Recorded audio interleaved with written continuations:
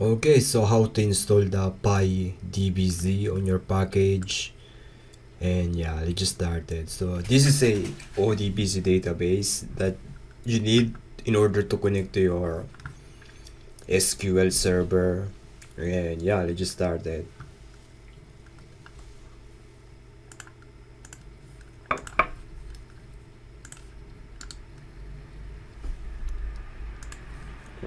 So in order to install this, you're gonna copy this. I'm gonna give the link for this one. Very only one line of code.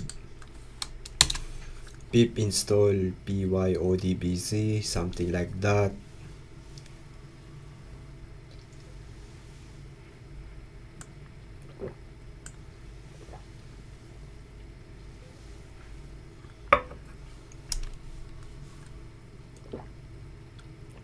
Okay, like that. So it's already satisfied, and yeah, so I'm gonna give you the link for this one so you can go to the on this page and download it, and yeah, see you in the next video.